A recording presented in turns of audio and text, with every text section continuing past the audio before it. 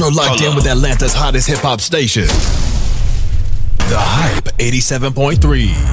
Holla. That's right. It is your girl, TampaMystic, and we are live right here in ATL on the Hype 87.3. And today, we've got Blacksun checking in all the way from the Birmingham, Alabama. What is going on, family? How you doing? What's going on? Thank you for being here. Yeah, I appreciate being here. You know what I'm saying?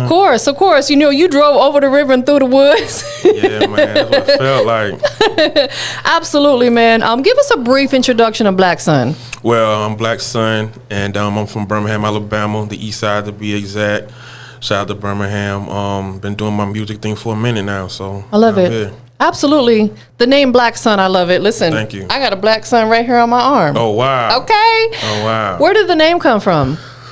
I mean, at first it was spelled S-O-N, and Nas was my favorite rapper back in the day. Yeah. He had an album called Godson, so I was like, you know what, since he Godson, I'm going to put S-O-N since I'm a fan of Nas. Then I grew up and I started going through some real life situations, so now it's a metaphor for going from negatives to positive, Blacksun. I love that. That is dope, man. Absolutely. Take us back to the early days. What was the grind like for you growing up in Birmingham? Man, it was exactly what you said. It was a grind. You know what I'm saying? I remember when I first started rapping, I was rapping, doing shows at somebody's backyard, you know what I'm saying, as an open mic. I was doing that. I was, I started out with Miss Cat, R.I.P. to her. She from my city. She passed away a few years ago, but she really kind of molded me through doing open mics, telling me what I need to do and what I need to work on, and introducing me to DJs and just put me on game about what I need to do and what I don't need to do. Like, you know, you talk to a DJ, don't give him no CD, give him MP3, you know what I'm saying? And it's a whole lot better to come up quicker. So, yeah. That's dope, man. So rest in peace to her. Yes. Sounds like she was a beautiful, pivotal part in the early part of your career, really giving you that guidance. Yeah, she was giving a lot of Birmingham artists a lot of game that was trying to make it, telling people who to work with, who, you know, just how to be professional, you know what I'm saying, when you outside of your city, and how to represent for your city when you know, not in the city, whatever, and you performing in these other cities or whatnot. So she sounds like she was an absolute blessing. Yeah, she was, man. Wow. She was. What is the music scene right now in Birmingham for artists like yourself on the rise? How can I put it, man? It's difficult, man. We don't have that commercial success yet, but we got a lot of talent in the city, man. We just got to keep grinding. The scene right now is just, you know, everybody's grinding, man. Everybody's grinding. Everybody trying to get it. There's a lot of talent in Birmingham. Yeah. A lot. Like, I've been interviewing for 14 years now, and I've interviewed a ton of artists, not only from Birmingham, but just, you know, from Alabama, period. And I don't think I've ever come across an artist that is not dope. Yeah. So much talent out there. Yeah. Of course, there's more and more platforms popping up. Shout out to my bro, Benny Hertz, 101.1 The Culture. Yeah. You had the opportunity to sit down with him recently. What was that experience like for you? It was weird because I've been following Benny and been a fan of his for years. Like, and then I finally met him just a couple months ago in February, and just a solid dude, man, a cool OG like I knew he would be, you know what I'm saying? And I told him, like, I love what him and his team is doing with his artists. Yes. And, you know, I just love what they got going on. Absolutely, because Benny's one of those guys. I've known Benny for a very, very long time, and he's one of the guys that I respect because he's on the same type of time I'm on, meaning that he truly wants to see the independent artists win. Yeah, I could tell. You know what I'm saying? And, you know, of course, you know, I've worked with majors, and I'm sure he has as well, and that's cool. But I like working with artists on the rise because I want to be a part of your journey. That's important to me. Yeah, that's very important, you know what I'm saying? And he, you know, like I said, just a solid dude like I knew he'd be. Like I said, I've been following him for years, and always giving out game on social media. And believe me, when he give out game, I'm listening. He does. I'm saving it on my phone, like, you know what I'm saying, so I could go back to it. You know what I'm saying? So yeah, shout out to Benny, man. Shout out to Benny, man. Yeah, for sure. Brother, facts, definitely. So you've been in the game for a decade or more, for a very long time, man. Yeah. What originally sparked your passion for music? Man, it goes all the way back to 6th grade. It was just, I just loved music and how it affected people. You know what I'm saying? It was just a passion of mine, like just words, and I still have a passion for words. Like if you look at my tabs on my phone, it's nothing but words I'm looking up and trying to break down and understand the meaning of the word, the synonym, and understand how I can use it in a sentence for, just not just for raps, but just for like everyday life. You know what I'm saying? Just trying to expand my vocabulary and reading and things of that nature. So it started back then. I just always had I don't know, just I guess a knack for just words. Like, what does this word mean? And I just always wanted to know. Like to this day, if I hear a word that I don't know, I gotta write it down. I gotta see what the word means and things of that nature. Listen, that's funny because I do the same thing. If I hear a word like maybe in a movie or just somebody talking, like, what does that mean? I immediately go to Google and I gotta see if I'm pronouncing it properly. Yeah, what does it mean? How can I use it? I think that just like you said, in life in general, it's important that we have a broad vocabulary because it just allows us to have an intelligent conversation, one. And two, it also opens up your music to a broader audience because you're using these metaphors and these big words and people are like, dang, he knows what he's talking about. Yeah, that's super important, you know what I'm saying? So I'm still learning, like I said, just every day. Like a day don't probably go by, I don't hear a word, I'm like, what's that word mean? Yeah. Write that down. You know what I'm saying? And now I got like 300-400 tabs, just words. And, you might need to start your own dictionary. Yeah, I might. You know what I'm saying? That is funny. Let's talk about your actual creative process because you come off to me as like a creative type of person. Yeah. Do you write? Like sit down and put pen to pad, or are you typing it on your phone? My process is very unorthodox.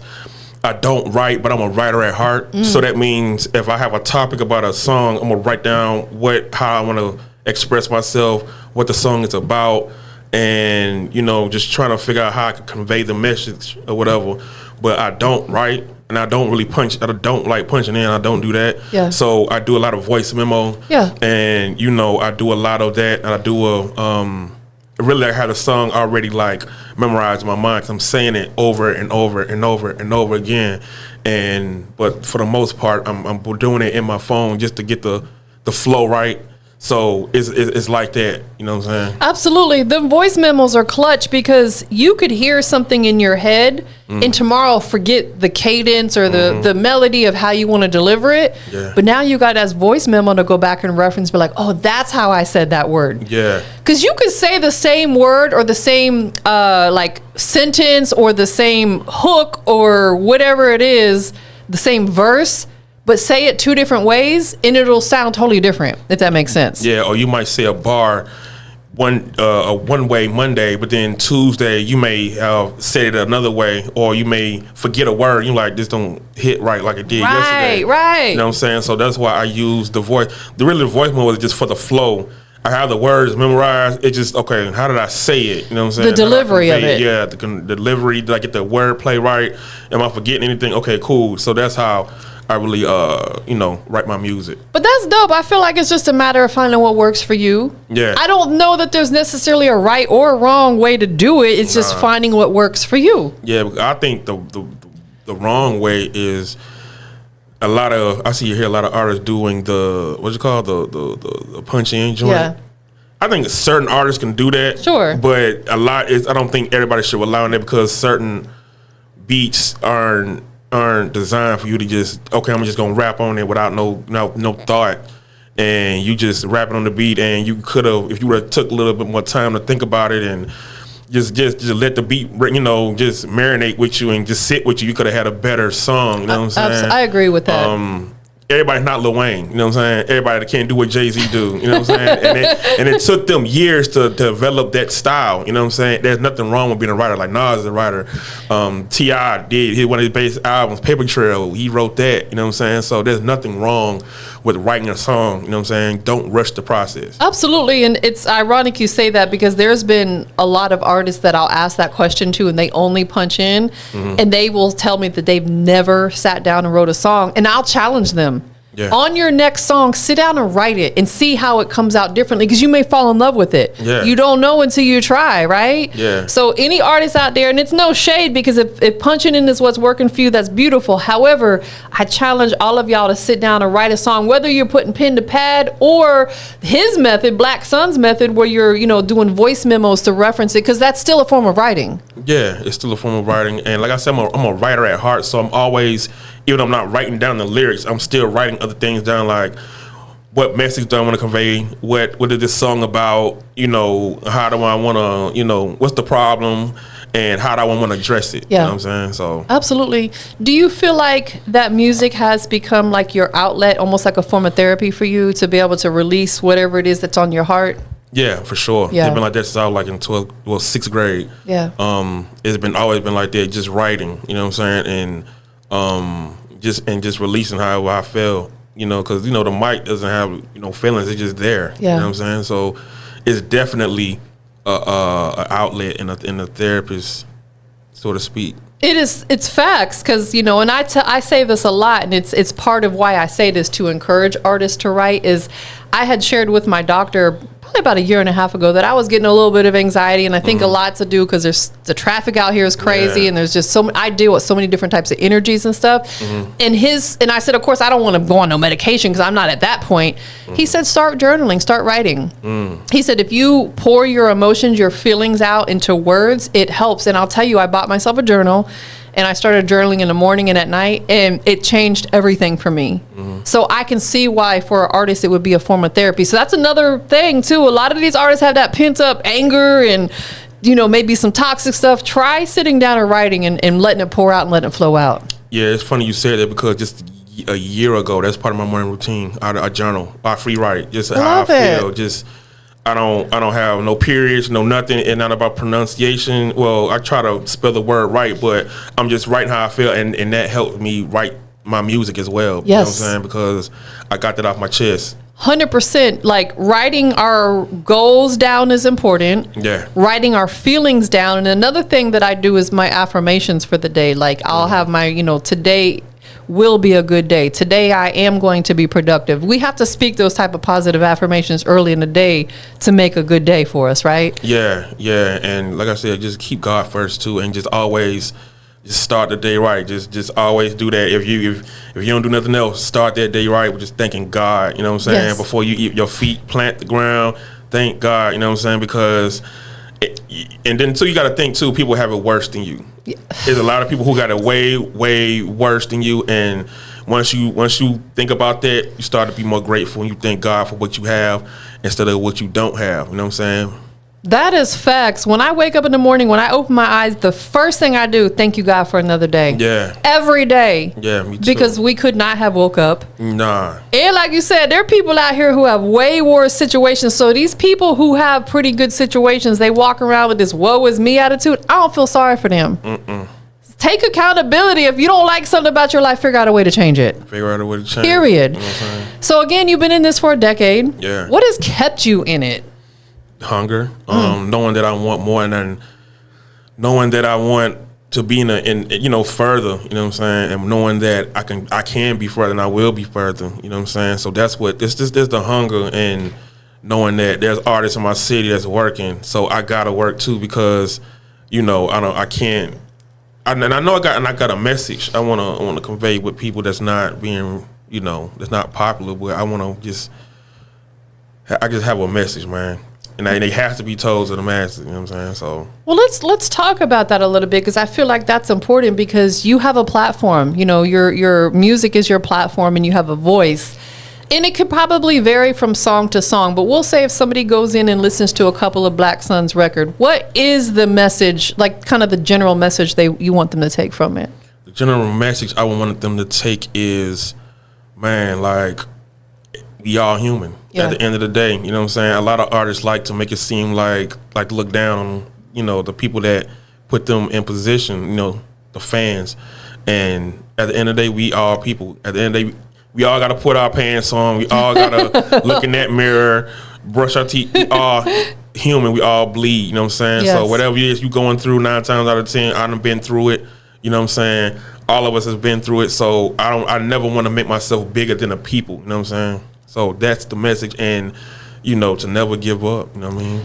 Absolutely, and I love that because you have such a humble spirit. And I feel like because you keep God first in your life, He's a big part of keeping you grounded. Yeah. And good things are going to always come your way because we don't get our blessings from no man. We get our blessings from God, right? Yeah, for sure. So it's like people be worshiping the wrong things, material things, other things. Yeah, false idols, for sure. Exactly. That's not where our blessings come from. So some people need to get back on track. Yeah, for sure, man. Has there been any major challenges or roadblocks that you've had to push throughout this last 10 years when it comes to music? Yeah, just being from Birmingham, because it's such a slept-on state. Being from Birmingham, and the older I get, it's like ageism in hip-hop. I'm 36, you know what I'm saying? You don't look it. I thought you was about 26. 36, man. Yeah, I mean, 36 is very young. Yeah. Don't get it twisted, but I thought you was like 26. Yeah, I'm 36, you know what I'm saying? And the ageism, you too old to rap, you too old to do this. So, like I said, I'm pushing through all that. Yeah. You know what I mean? Those are all the odds I'm facing, and I'm, against every day as an artist. I feel like that once people that are younger than you get to your age, or even my age, because I'm definitely your elder, that they're not going to feel that way anymore. You know what I'm saying? When you're like 15, 30 sounds old to you. But when you get 30, you're like, damn, I'm still young. And then maybe when you're 30, 50 sounds old. But when you get to 50, you're like, man, I still feel young and vibrant. Yeah. So it's like there is no age limit. You can do whatever you want at any age. Yeah, you know what I'm saying? Like, people forget 2 Chainz had his first #1 album at 35, 36, and he rebranded himself. I remember as Titty Boy back in the day. Facts. You know what I'm saying? So I look at that. Even, the guys, Griselda, they like almost 40. Yeah. And they out here doing their thing, got their audience, you know what I'm saying? So, ageism in the hip-hop needs to stop, man.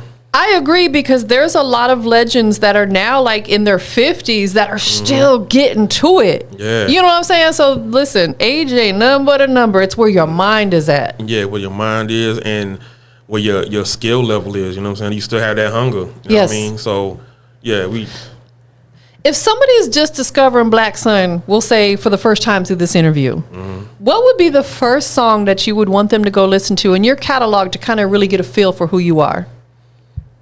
It's really 2. If you are a male, I would say I got a song called What You Know About It. It's about hardships and dealing with hardships and overcoming hardships.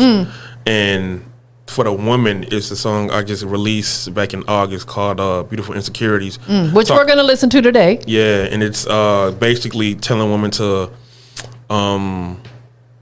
embrace their insecurities and love who they are. You know what I'm saying? Love who you are in the mirror. Don't pay attention to what social media says. Love who you are. You know what I'm saying? Because you got to love yourself first before anyone else can. So that would be the songs I would think people need to listen to. Absolutely. So let's talk about the song that you got for the fellas. Tell me the name one more time. It's called What You Know About It. What You Know About It. And I feel like you as a man, you want to have kind of that song that men can go to, because the way men think is obviously very different than women.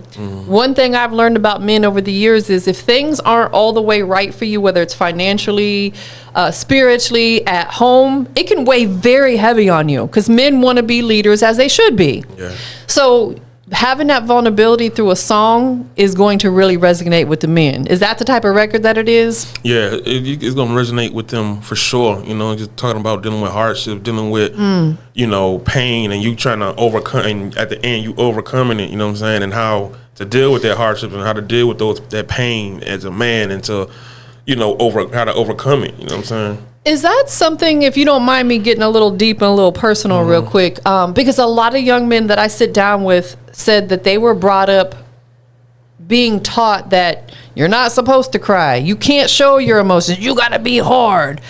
Has that been something you've ever dealt with, or was it on the opposite spectrum where, you were instilled with, like, it's okay to show your emotions sometimes. It's okay to cry sometimes.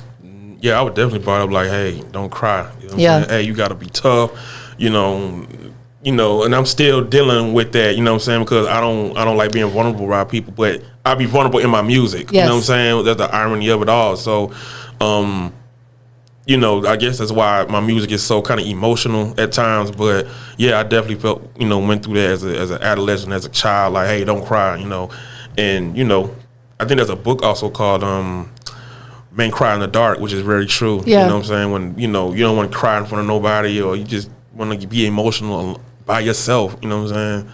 And I think that's important because we have to let it out. Yeah. We're human beings. We all have emotions. But I like talking about that subject because I feel like a lot of young ladies out here don't understand that. They're like, why is he don't love me the way I want him to love me? Well, they have to understand how you were brought up, what your upbringing was like. It could be tough to deal with showing those emotions because you were taught not to show those emotions. So ladies, don't go so hard on the fellas if he ain't showing you the emotions you want. Like, it takes time. Yeah, you gotta, and then the thing is too, if a man is emotional around you, that means he's comfortable. You know what I'm saying? And that makes him, the more comfortable he is, the more he will come to you about what's bothering him. So exactly. But ladies, you gotta let them do it when it's right for you, when you feel comfortable. Yeah, when they feel comfortable. That nagging and stuff ain't gonna do nothing but run them away. Yeah, for sure. Absolutely. So you've been featured on platforms like World Star, Say Cheese. Those are major moves because those are major platforms that everybody knows about. What do those moments mean to you for like your music career? It means, a lot. You know what I'm saying? It means to me that, you got to keep going. It means consistency. You know what I'm saying? You can't just post one time. You have to continuously post, and you have a plan, because that's what music is. And how a lot of these labels are run and these artists are ran. They don't just drop a song. They plan 10 steps ahead. So the song they drop is one part of step one. You know what I'm saying? So it taught me that you need to have multiple steps before you take the first one. It's like a blueprint. Yeah, for sure. It's like a blueprint. And I seen a video the other day, and it really kind of resonated. Like, for every song that an artist puts out, you need to have at least 20 pieces of content. Whether it's a video of you in the studio recording the song, that's where it kind of starts at. Maybe a video of you turning up to the song. Maybe a video of someone else turning up to the song. Maybe a video of you here today playing the song. Like, just some sort of content, because it allows people to see, man, he really going hard for this record. Look at all this content he got. You know what I'm saying? Yeah, and I think that's kind of still slept on. You know what I'm saying? Yes. Like, I don't think a lot of artists know, like, you have to put out content. You know what I'm saying? You can't be, you can't have that mindset like, I don't want to annoy people, I don't want to bother. If you bothering them, they're not part of your audience. They're not part of. They can just unfollow you. Bye. Yeah, they're not even they're not your fans. Your audience not gonna care how many times you post. You know what I'm saying? So you have to create content. You just can't say out now. Everybody's saying that. You have to create content and give people a reason to support you. Absolutely. And in order to work these algorithms, you have to post a lot. Like, I spoke with somebody at Meta, which obviously, owns Instagram and Facebook, and they want us posting a minimum of 3 times a day in order to stay in the algorithms. That can be difficult because we're busy, but that just goes to show that, okay, if it bugs certain people, boom, they can unfollow you. When I first got on Instagram, when it first started, I was literally, because I was just posting everything, because it was a new app for me. I was posting sometimes 15 times a day, but I quickly built a following like that because it puts you out there on the Explorer pages. So yeah, you got to post a lot. Do you feel like that's something that you're good at, or is it something you need to work on a little bit? I'm good at it, but then I still feel like I could have progress. Yeah. And another thing that really helps me is Facebook has a scheduler, and also Instagram has a scheduler. You just take advantage of that. Say, you know what, I'm gonna schedule this at this time, schedule this post at this time, schedule this post at this time. So again, I want to be able to post like 8-9 times a day. You know what I'm saying? That's and on YouTube as well. You know what I'm saying? Like, I want to cover all, the whole spectrum. You know what I'm saying? So that's a great gem that you put out there, because I use the scheduler too. Like, if I need to post like flyers for interviews, or maybe I have a clip from an interview, I'll schedule them ahead of time, because when I actually want to post it, I may forget, or I'm busy. So boom, schedule it. That way they're constantly coming out. So artists, what he just said, or even business owners, take advantage of using them schedule options on them platforms. Yeah, because YouTube got it, Instagram got it, Facebook got it. Yes. I'm not sure if TikTok has it, but all those 3 right there is enough. You know what I'm saying? And yeah, it helps me out a whole lot. Yes. And the other thing too is running ads. Yeah. Majorly important to get discovered. Yeah, I'm learning about that. Like, Honestly, a lot of my business, probably majority of my business, comes from me running ads. That's how people discover me, because I run ads every day. You know? Now I think about this, I think I discovered y'all. Yeah. Yeah. So running them ads, and just a quick gem on that, you know, because you can really dive deep in it, but kind of to stay on the surface. If you have an iPhone, don't set it up through the Instagram app, because they charge you an extra fee. Go to your browser, type in Instagram.com and set up the ad that way, because it keeps you from having to pay that Apple fee. But when you set it up, the best thing to do is choose the automatic option rather than trying to set your own target audience, because when you set an automatic option, it shows it to people who are like your followers. So, for example, you and I had a couple mutuals. That's why you've seen it, because I set it for automatic, so it showed it to people who are like my followers or people who follow my followers. Okay. So that's just a tip, too, that I've discovered works really well, is just choose the automatic option, and Instagram does the rest for you. Yeah, and I also heard, I don't know if this is correct, but you can go on Meta, and you can do an ad through Meta to where it could be sponsored through Facebook and Instagram. That is correct. Time. That is absolutely correct, 100%. And now you're getting discovered on multiple platforms. Yeah, I think I'm gonna start doing that. Yeah, absolutely. And I feel like that way you get more bang for your buck too, because I feel like if you log directly into Meta and do it, you can spend a little bit less and you get a broader audience versus if you do it directly through the Instagram app. So you just got to learn what to check off and this, that, and, you know, you play around with it and you'll figure out what works for you. Yeah, for sure. Definitely. So again, you know, being on platforms like World Star, Say Cheese, do you feel like stuff like that also builds your confidence as an artist? Yeah, because, you know, them comments be hating, boy. They be trolling, especially on World Star. Yeah, especially on Say Cheese, man. If you ain't NBA YoungBoy, they don't want to hear it. You know? If you ain't drilling, they don't want to hear it. You ain't killing nothing, they don't want to hear it. So, you know, again, it also taught me to understand who your audience needs to be as an artist. You know what I'm saying? So they have other pages as well. Like if you're, I don't know, if you do boom bap, you know what I'm saying? You could do Boom Bap Nation. I think that's the name of the page. Or if you do like emo rap, you could go on a page that's like for emo rappers. Right. You know what I'm saying? If you do drill, you could do Say Cheese. You know what I'm saying? Or you do old school trap music, you could go to like find a page that, you know, that's that talks about, you know, old school trap music and, you know, things of that nature. So just it taught me that, you know what I'm saying, and who my audience needs to be. Yeah, because boy, it be them youngins who have nothing. Well, sometimes it be the older folks too, but they have nothing better to do but sit there and just talk junk all day, and it's like in their mama's house in the basement. Exactly, just like, bro, I bet you if you see me in person, you ain't gonna say that. I bet you that. No, they not, because they probably ain't got a card. You know what I'm saying? So, man, it taught me that. It taught me all of that. What I've learned is the people with the least amount of emotion have the most to say. Yep. So when I see them troll comments, I don't pay them no mind, because I'm like, that means they got a whole lot of time on their hands. They ain't doing nothing. Too much time on their hands. Too much. Was there ever a point, though, in your career, maybe early on, that you allowed that stuff to get to you, or have you always just kind of brushed it off? Always brushed it off. Yeah. The block button there for a reason. And listen, I send them to the block party quick. Yeah, enjoy that block party with the rest of the folks. You know what I'm saying? So it's free. You ain't got to pay. Go ahead in. Real talk. Nah, facts. You ain't got to stand in line. Go ahead in. With the rest of the haters and the bots. Exactly. It's a block party full of haters. And bots. Yeah. So being that you've been doing this, like we said, you know, multiple times for a decade, coming out of Birmingham, any young artists just starting out that maybe are really wanting to take it seriously, what advice or tips would you offer them coming from your city specifically? Man, do content. Do content, be consistent. Do content, be consistent. If you want to be an artist, do content, be consistent. Do content, be consistent. Like if you in high school, I learned this. If you're in high school, take advantage of your environment. Take advantage of the high school. You know what I'm saying? Just do content around the high school. Do content. Do a rap about how you don't like a certain teacher. You know what I'm saying? Don't threaten them or nothing like that, but just do a rap about how you don't like a teacher. It's gonna go viral in that school, and other kids from other high schools are gonna be like, yeah, I don't like a teacher neither. Or college. If you're in college, take advantage of that environment. You know what I'm saying? Talk about the college that you in. Talk about just your environment that, you know, that the whoever you are surrounding yourself with can understand.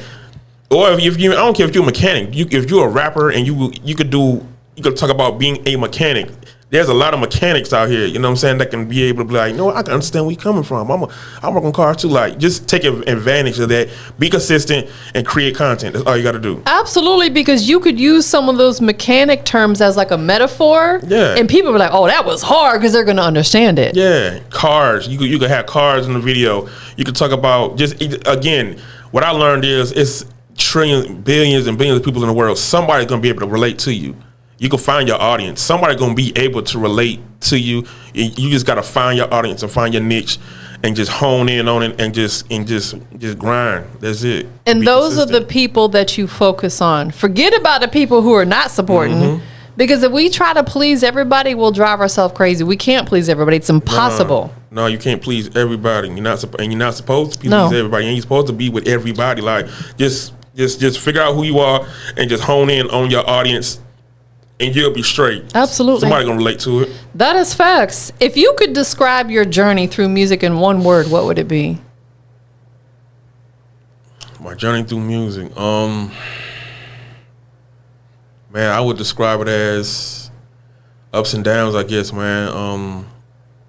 Just ups and downs. Yeah. You know what I'm saying? Because you have your good days and you have your bad days. You have your good days, you have your bad days. So you just have to really just have that mindset, regardless of the good days or the bad. Like, why am I doing this? You know what I'm saying? So I would say it's ups and downs. Do you appreciate every piece of your journey, the ups, the downs, and everything in between? Yeah, because it made me who I am as an artist and as a person. Yeah. Yeah, I appreciate it. You know what I'm saying? Taking the losses, taking the L's, and learning from them. You know what I'm saying? Do you feel like it's important to move outside of your city, come and do stuff like this, or maybe performances outside your city? Do you feel like that's an important part of your journey as well? Yeah. It's important to the journey for sure, because you don't want to just stay in your state, in your city. You do want to network with different people and talk to different people, and yes, but at the same time, it kind of look like a double-edged sword, because social media is just so powerful. You know what I'm saying? Like, you can do stuff in your bedroom and somebody could come get you, not really come get you, but you can find your audience like that and people could be like, hey, we want to interview you. You know what I'm saying? So I would say you have to do a little bit of both. You have to still step outside of your comfort zone of your city and mingle and talk to people, and also take advantage of social media as well. Agreed, 100%. What do you feel like has been one of the biggest sacrifices that Blacksun has had to make in order to continue pursuing your music career? One of the biggest sacrifices I had to take was, locking in, being by myself, and understanding that in order to be successful, I got to really lock in and be alone at times. Yeah. And I'm cool with that, you know what I'm saying? Because I don't have, I'm dolo, I'm by myself. Yeah. So I had to lock in and be like, you know what, there's some things I have to miss out on in order to get to where I want to be in life. And that means I have to be by myself. And that means I have to be alone for a season, you know what I'm saying, however long that season is. But I'm doing it for a good reason, though. I think a lot of that comes with maturity and growth, too. Because when I was younger, I always wanted to be around people. Now that I'm a little more seasoned, I love being by myself. Yeah. That's why I don't have a bunch of people here hanging out. Because I'm just like, I prefer these one-on-one conversations. Yeah. It's more intimate. We can build that chemistry. We have we're not worried about what people around us are doing, saying, thinking, you know what I'm saying? So I feel like that comes with maturity and growth. Yeah, like I said, if you always with somebody and you always got a crew with you and you're not going to, a lot of times that could be a distraction, you know what I'm saying? Big time. It's always just a distraction, man. And when you get big, man, you don't want a big entourage, it's trouble waiting to happen. That is facts, because it could be the person over here hanging out with you that could do the dumb stuff and end you up in a bad situation. And they're not going, and then the media not going to say that person did. They're going to say you did it because you're the artist. Right. You're the one with the bread, and now, you got to bail this dude out of jail possibly, and, that's taken away from your household and your money and things of that nature. So, I'd rather just be by myself and things, just move like that. Yeah, you got to move strategically and move very smart. Yeah. It's important. For sure. What are a couple, if you don't mind sharing, big goals that Blacksun is manifesting right now? dropping more music, which I'm gonna do. I want to do more music, more content. I want to just be in people's faces more, just more. Like, if you really think about it, to be an artist, you have to drop a lot of music and a lot of content. Yes. You know what I'm saying? And I knew that a while ago, but now I'm like, okay, you have to drop a ton of music. Like, you can't drop today, what it is, May, you can't drop in May and don't come out with nothing until next year or December or November. Like, you have to feed your audience. You have to feed them music. You have to feed them content. You have to feed them, whatever it is that you do. So that's what I really focused on right now, and that's what I'm going to do. Absolutely, because people get so caught up in their own lives and following what other people are doing that they'll forget about you. If you don't post nothing for like 3 months, trust me, they don't forget about you. They don't forget. Or you don't put a song out for, like you said, another whole year. They don't forget about you.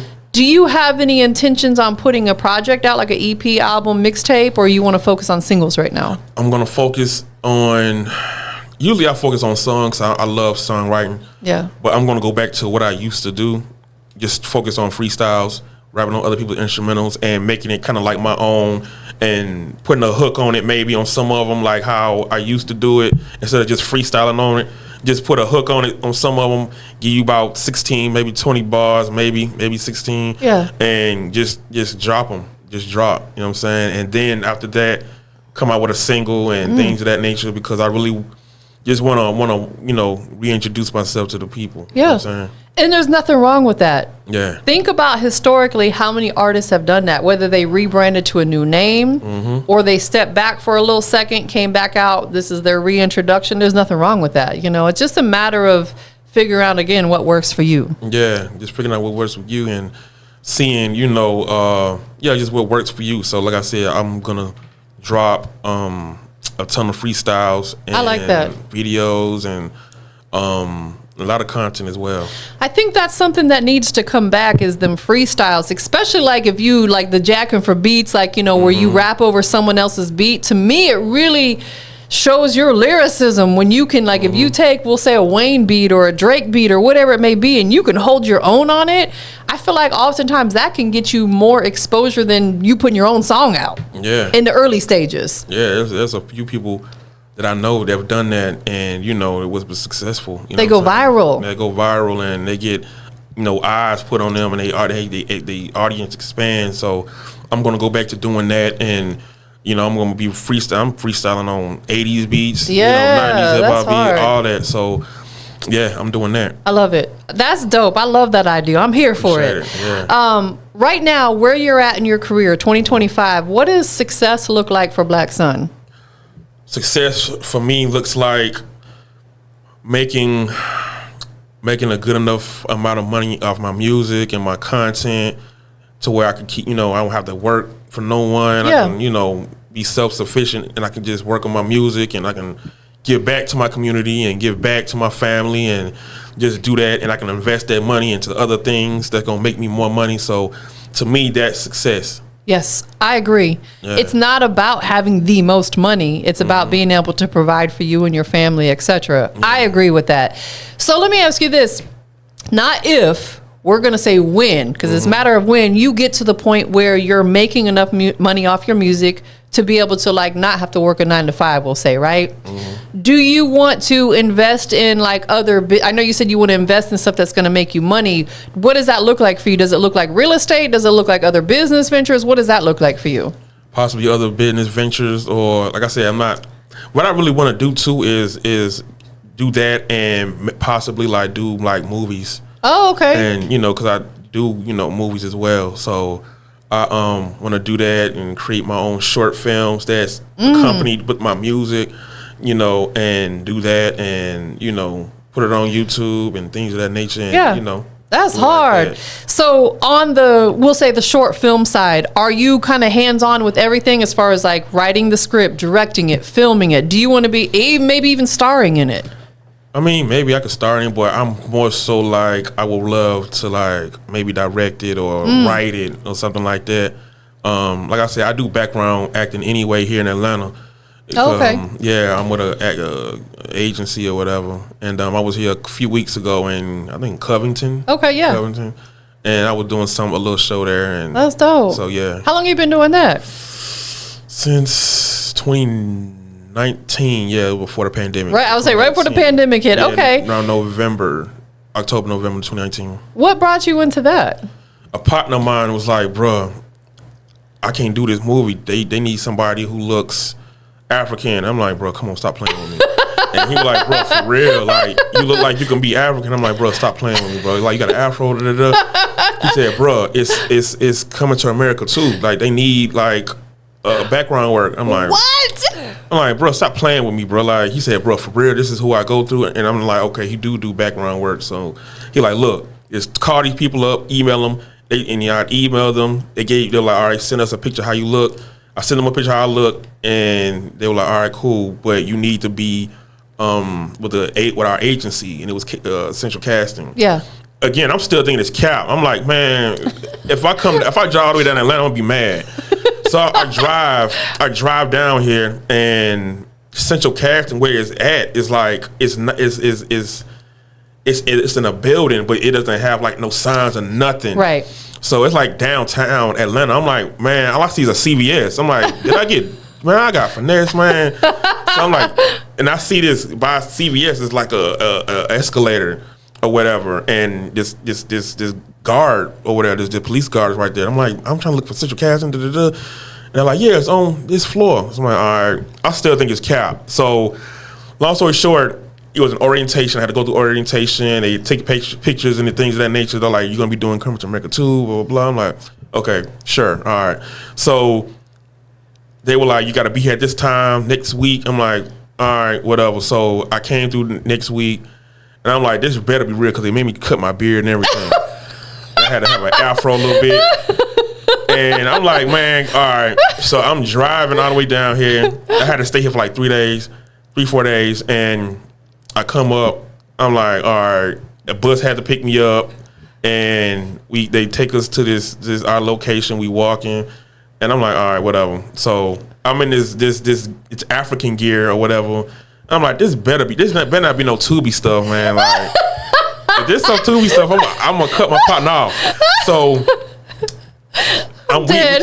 we were like, they telling them the guys like, all right, guys, we're gonna shoot. So we go to shoot. And right before we shot, I see Eddie Murphy. You know what I'm saying? I see Arsenio Hall, and I see the whole cast. I see Tiana Taylor. I see. What? I'm like, oh, this real. It hit you at that moment, like, okay, this no BS. No, this ain't no BS. I'm like, man, it's crazy. Wow. You know? And I could do it just like, okay, this is real, and I could see myself doing this. So. That is dope, man. That was a great introduction into doing it. Like your first time was in one of the biggest movies out there. You know what I'm saying? So if somebody were to watch Coming to America, the Part 2, where in the film can they see you at?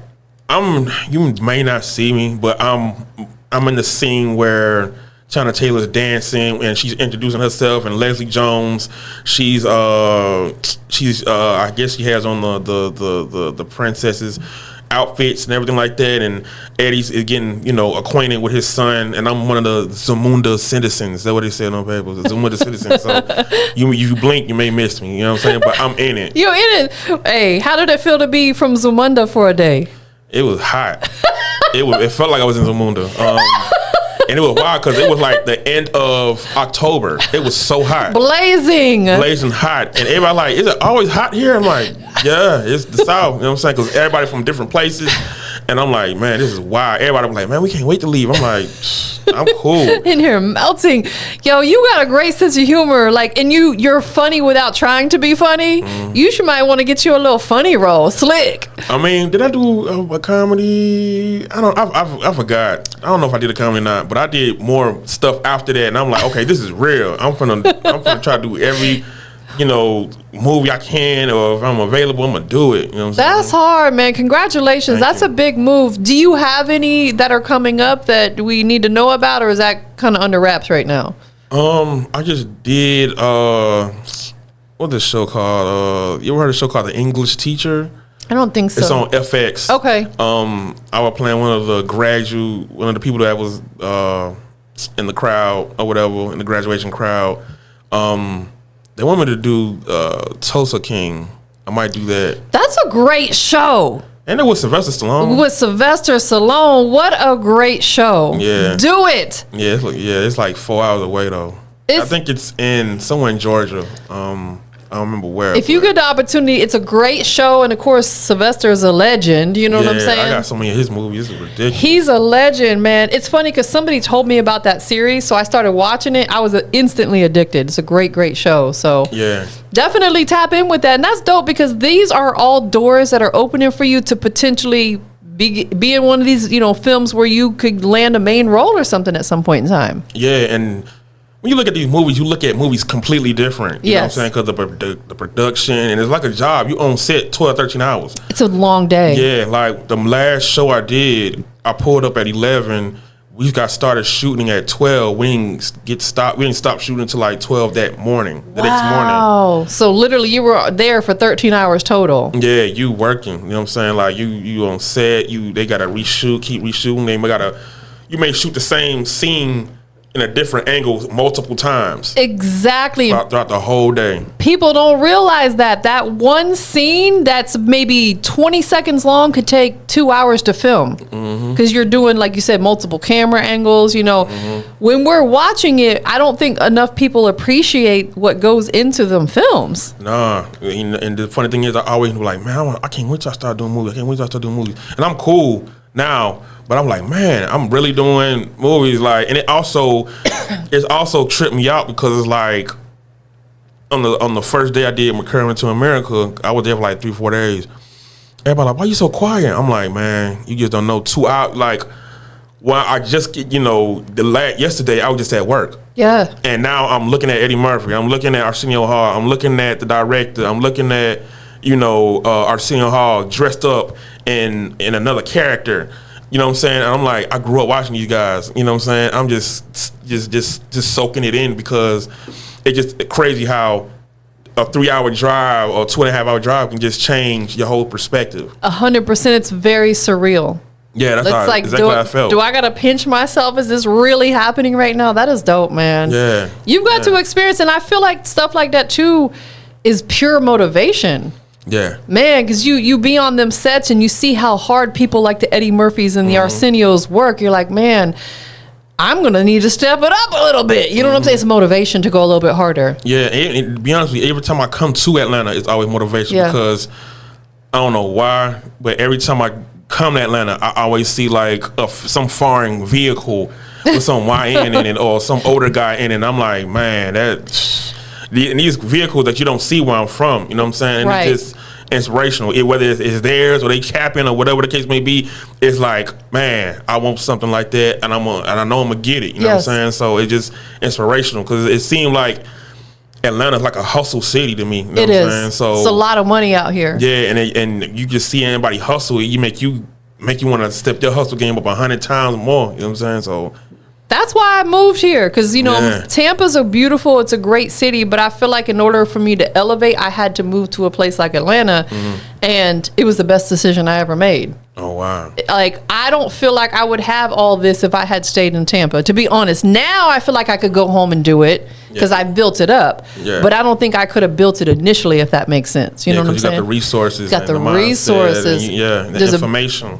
The information is so important, 100%. Let's talk about this record. You said this is the one that you want the ladies to go check out. It's called Beautiful Insecurities. Yeah. What initially inspired this track for you? I wanted something 90s inspired. I wanted something to motivate women because in hip hop, you don't really have that like we used to. So I wanted to bring that back and let women know that, hey, you know what I'm saying? Like, it's okay to be insecure about whatever it is that you're insecure about, because at the end of the day, it's beautiful. You know what I'm saying? You can't fix it or anything like that. If it's not something that's in your control, it's, just it's cool. Embrace it. You know what I'm saying? There's nothing wrong with how you look, whether you skinny or big boned or whatever the case may be, short, whatever. And embrace your insecurities. You know what I'm saying? Because that's what make you you and make you unique. That I could not agree more, because I feel like no matter what we look like, you could be the skinniest person or you could be the largest person. People are going to talk about you. Yeah. You could be the poorest person or the wealthiest person. They're going to talk about you. Yeah. It don't matter. So at the end of the day, be you. Yeah, and be unique. You know what I'm saying? And you being you is unique because nobody's made like you. You know what I'm saying? So I don't think women hear that enough in hip hop, and then it's like we have to go back to that. You know what I'm saying? We have to go back to, you know, just respecting the woman and encouraging them and, you know, just uplifting them more. Do you feel like that social media played a big part into why a lot of women are altering their bodies and their image? Mm-hmm. And also insecurities. You know what I'm saying? Like, I think social media heightened that. You know what I'm saying? Yeah. Like, it just heightened it. You know what I'm saying? Like, it did that, you know.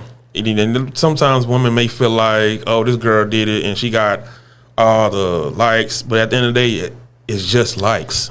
It's just social media, you know what I'm saying? And it doesn't mean anything. And those likes aren't gonna fill that void that you have inside. That is facts, and please, ladies and gentlemen, yeah, for sure, stop comparing yourself to what you see on social media, because I'll tell you something, the right angle and the right lighting can make you look totally different. If you take a picture of that same person with bad lighting and a different angle, they'd be like, oh, they look like a totally different person. Totally different person. You know, and there's apps that people be out there editing and this, that, and the third. So it's like, stop comparing yourself, you know, just like you said, them insecurities can be beautiful. Yeah, you know what I'm saying? Somebody gonna like it. Somebody gonna like it. Yeah. Who produced this record? My partner named Hood's On. Okay, he's from your city? Yeah, he done a lot for the city as a producer, man. That's Shout out hard. to Hood's On. So, yeah, he produced it. Crazy part about it, I think this song is like 10 years old. Okay. He recorded it, and I just didn't know how to. I just didn't want to throw it out there. You know what I'm saying? But now I'm like, it has to be told. The story has to be told. I agree, because right now is the time to tell it, with so many people being insecure, like you said, with what they see on social media. Yeah. Does he also do your engineering, like the mixing and mastering for you? Yes, he does all of that. That's dope. Yeah, he does. Okay, so we're going to get into the record and check it out. Before we do, anybody that wants to follow you, where can they follow you on your socials? You can follow me at Blacksun, BLACKSUN 205, on Instagram, Facebook, all that, YouTube. Always maybe this is Blacksun, THISIS BLACKSUN, but it's usually Blacksun 205. Got it. Is there a video for this beautiful Insecurities yet? Yes, there's a video for it and a lyric video. I think the lyric video is a little bit better. Okay. So check out the lyric video and the video. They're on your YouTube channel? Yes. And I'm sure they can probably see clips on your Instagram as well. Yeah, for sure. Okay. Who do you want to give thanks to for just loving you and supporting you through your journey in life, in music, or anything else?